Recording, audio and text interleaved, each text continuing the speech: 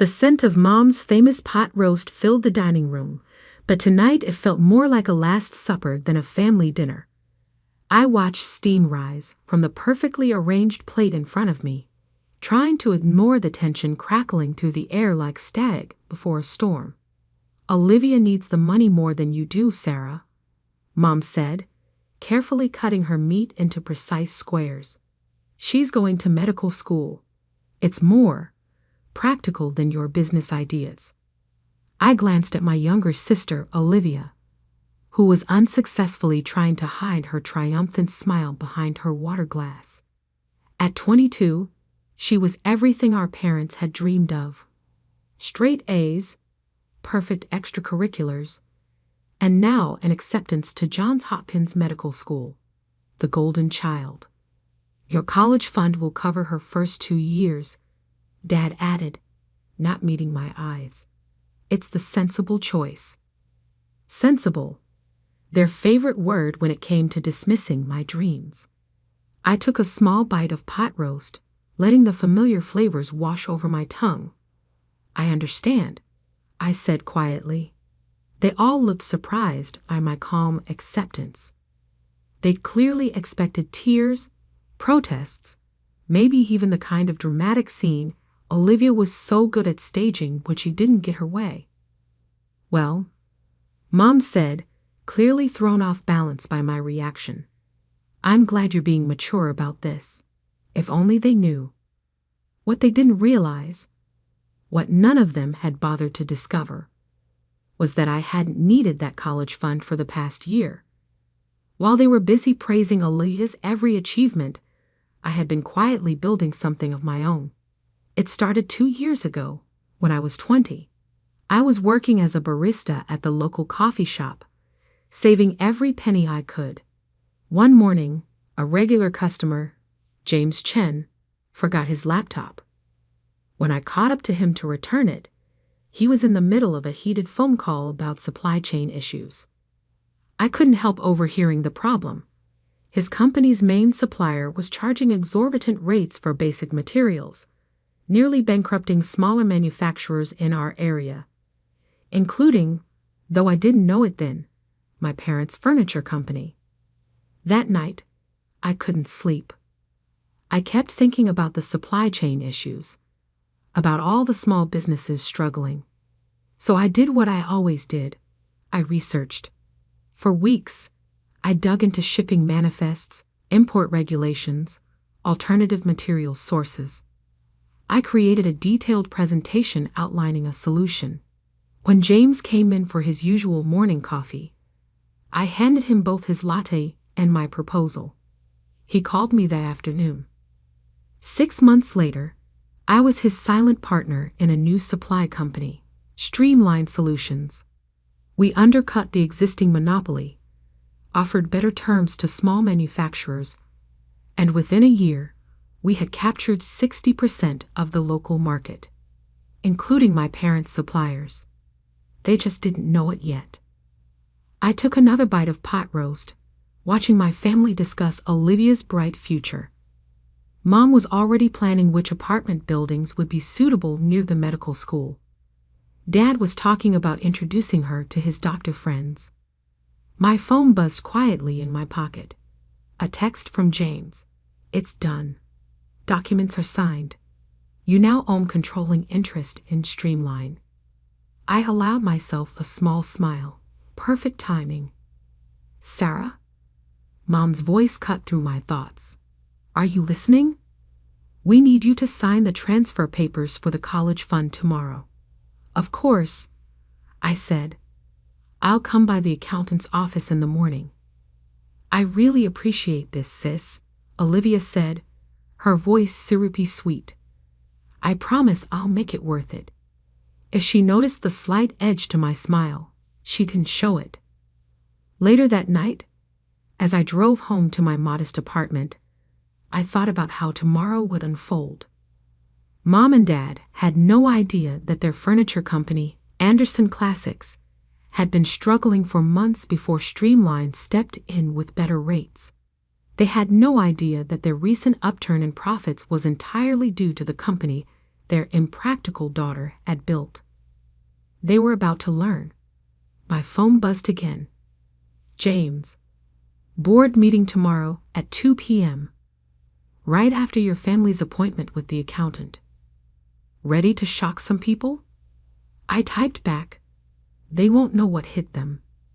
At home, I pulled out the document I'd been keeping in my safe.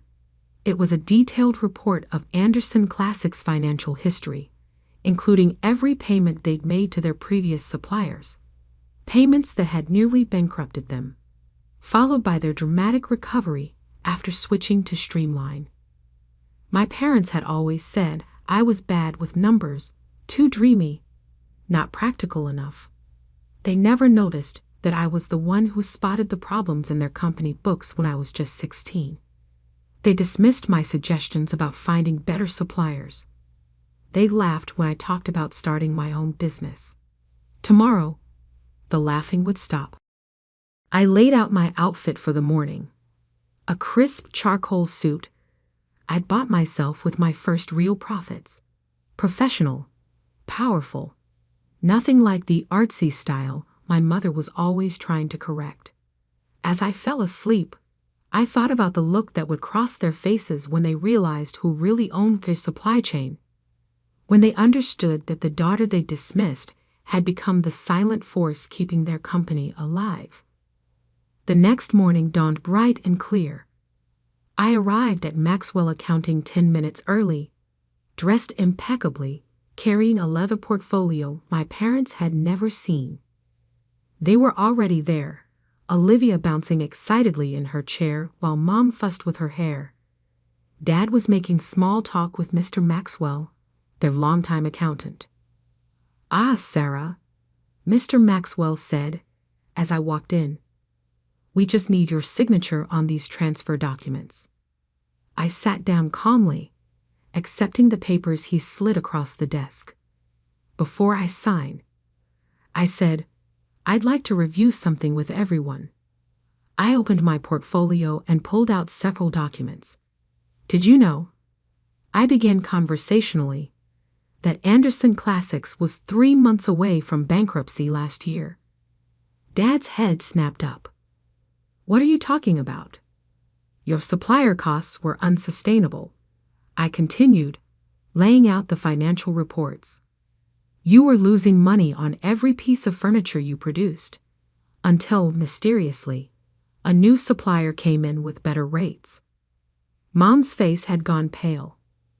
"How do you know all this?" "Because," I said, finally letting my calm mask slip slightly, "I own that supplier." The silence that followed was deafening. That's impossible," Dad stammered. "Streamline Solutions is owned by James Chen." "James is my partner," I corrected. "As of this morning, I own controlling interest." I pulled out the final document, proof of ownership with my name clearly listed. "This is a joke," Olivia said, her voice rising. "Sarah doesn't know anything about business. She's just a barista."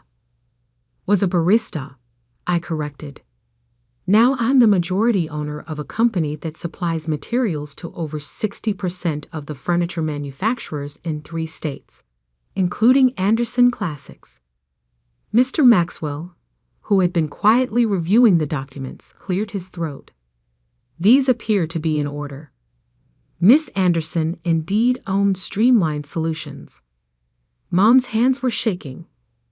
But you need this money for medical school," she said to Olivia. "No," I said, standing up. "She doesn't, because I'm not signing anything." "You can't do this," Olivia shrieked. "Actually, I can. And one more thing." I pulled out my phone and dialed a number on speaker. "Streamline Solutions, James Chen speaking." "James, it's Sarah. Please implement the rate changes we discussed." "Right away. Pleasure doing business with you, Miss Anderson." I ended the call and looked at my family's shocked faces. "Your supply rates just went up 20%. Still think I'm bad with numbers." Dad slumped in his chair. Sarah, please. The company can't survive that kind of increase. You should have thought about that before deciding I wasn't worth investing in. I gathered my things and headed for the door. Oh, and Olivia? Better start looking for student loans. I hear they're quite practical. As I walked out of the office, I heard Olivia burst into tears and Mom calling my name. But I didn't look back, because this wasn't the end. This was just the beginning of showing them exactly who they'd underestimated. The next 2 weeks passed in a blur of board meetings, contract negotiations, and increasingly desperate messages from my family. Mom called daily, switching between tearful pleas and angry accusations. Dad's texts grew more frantic as their company's financials began to feel the squeeze. Olivia, predictably, took to social media, painting me as the evil sister who destroyed her dreams. I ignored them all. Instead, I focused on expanding Streamline's reach. James and I had acquired 2 smaller competitors, strengthening our hold on the market. Our office, once a small rented space above a deli, now occupied the entire 15th floor of the Gibson building downtown. Miss Anderson? My assistant Emma's voice came through the intercom. Your father is in the lobby. Again. I glanced at the security feed on my monitor. Dad looked smaller somehow. His usually pristine suit slightly rumpled, his shoulders hunched. Send him up, I said after a moment's consideration. When he walked into my office, he stopped short, taking in the floor-to-ceiling windows, the modern decor, the wall of industry awards we'd accumulated in just 18 months. Quite a view, he said awkwardly. Very different from the coffee shop, isn't it? I gestured to a chair. Please, sit. He sank into the leather seat, fidgeting with his tie. Sarah, we need to talk about the rates. The rates are non-negotiable. You're killing us. His composure cracked. Is that what you want? To destroy your family's company? I leaned forward, keeping my voice steady. Tell me something, Dad. When did you last review the company books yourself? Not just the summaries from your accountant, but the actual numbers. He blinked. I have people for that. Yes, you do. And those people have been skimming from the company for years. I pulled out a thick file and slid it across the desk. Your CFO has been hiding losses, inflating profits, and pocketing the difference. The rate increase exposed the fraud. Dad's hands shook as he opened the file. How did you? No, because unlike you, I pay attention. I've been watching Anderson classics since I was 16, trying to tell you something was wrong, but you never listened. Why didn't you just tell me about this directly? Would you have believed me? The dreamy daughter who didn't understand practical things. He stared at the documents, color draining from his face, as he recognized the scope of the theft. This will ruin us. No, I said quietly. It would have ruined you. I've already stopped it. His head snapped up. What? I pressed a button on my phone. Emma, please send in Mr. Chen and the files. James walked in carrying another stack of documents. Good afternoon, Mr. Anderson. I believe you'll find these interesting. 3 days ago, I explained, Streamline acquired controlling interest in Anderson Classics through a series of proxy purchases. We've already removed your CFO and his accomplices. The evidence has been turned over to the SEC. Dad's mouth opened and closed soundlessly. You see, I continued, I didn't raise the rates to hurt the company. I did it to force the fraud into the open, to protect what Grandpa built. You own Anderson Classics. 51%. You retain 40%. The remaining shares will be held in trust. Trust? For who? For any future Anderson who shows genuine business acumen. I smiled slightly, regardless of whether their dreams seem practical to their parents. Dad slumped in his chair, decades of certainty crumbling around him. Does your mother know? She will. There's a board meeting tomorrow. You should both attend. As if on cue, my phone buzzed with a text from Mom. Please, Sarah. We need to talk about Olivia's tuition. She's devastated. I showed Dad the message. Still think Olivia needs my college fund. He had the grace to look ashamed. We thought we were doing the right thing. No, you thought you were backing the sure bet, the safe choice. Well, here's what your safe choice has been up to. I pulled up security footage from last weekend. Olivia at a luxury car dealership, trying to put a down payment on a Porsche using forged documents with Dad's signature. She's been forging your signatures for years. I said, small amounts at first, then bigger ones. I caught her trying to take out loans in your name 3 months ago. Dad's face had gone from pale to ashen. Why didn't you tell us? Like I said, would you have believed me? He buried his face in his hands. What happens now? Now, I said, standing, you go home and talk to your wife and daughter. Really talk to them. Then tomorrow, you come to the board meeting and learn exactly how your impractical daughter saved your company. As he stood to leave, he paused at the door. I'm sorry, Sarah. We should have listened. Yes, you should have. But tomorrow isn't about apologies. It's about finally seeing clearly. After he left, James lingered. Think they'll actually show up tomorrow? I smiled, thinking of the other documents waiting in my safe. Oh, they'll show up. Because they still don't know the biggest secret, the overseas accounts? No. I pulled out one final file. Evidence that Olivia had been selling proprietary designs from Anderson Classics to competitors. They don't know that their perfect daughter is the reason the company nearly failed in the first place. James whistled low. You're not going to make this easy on them, are you? No, I said, watching the sun set over the city, I now quietly controlled. Because some lessons need to be learned the hard way. The Anderson Classics boardroom felt different from this side of the table. I sat at the head, watching morning light stream through the windows my grandfather had installed 40 years ago. The same windows I used to look through as a child, dreaming of the day I'd have a voice in this room. They arrived exactly on time. Mom, Dad, and Olivia, who hadn't been invited, but predictably crashed the meeting anyway. Mom's designer suit couldn't hide her nervous fidgeting. Dad looked like he hadn't slept.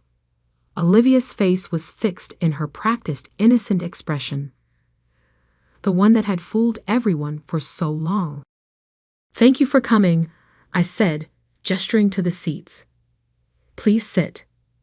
The board members filed in behind them, old friends of my grandfather's, mostly, who'd watched the company slowly decline without understanding why. They'd been shocked to learn about my takeover, but the preliminary financial reports had kept them quiet.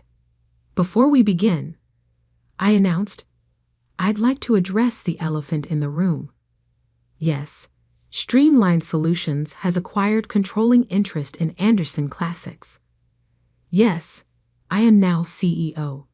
And yes, everything you thought you knew about this company's problems is wrong.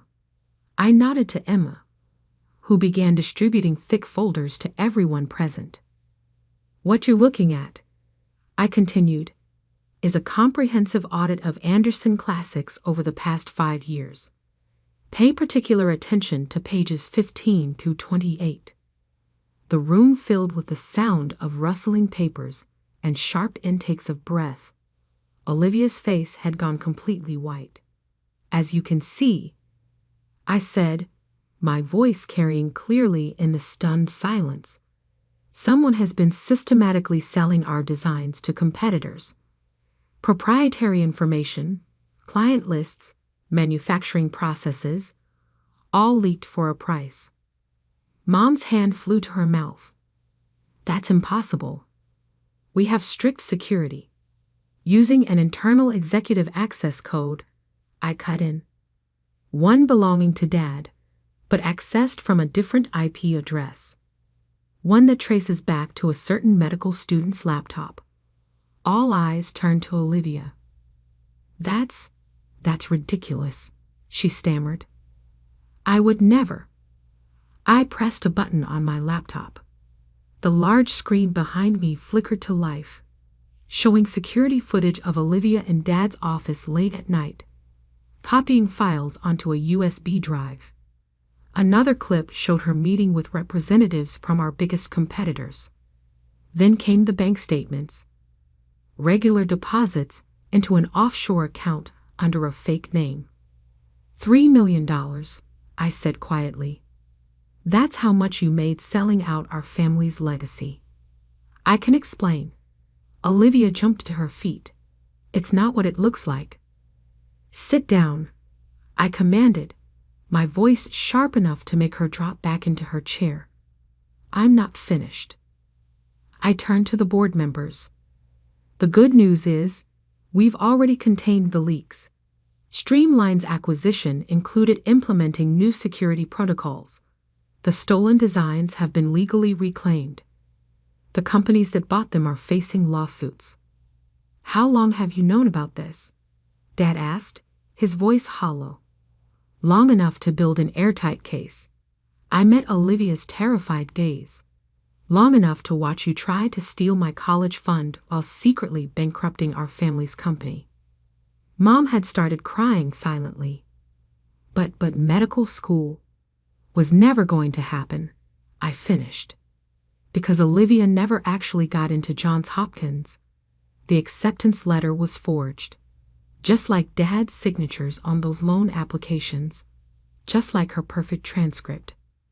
I pulled out one more document. A letter from Johns Hopkins confirming they had no record of Olivia's acceptance. The money she stole wasn't for tuition, I continued.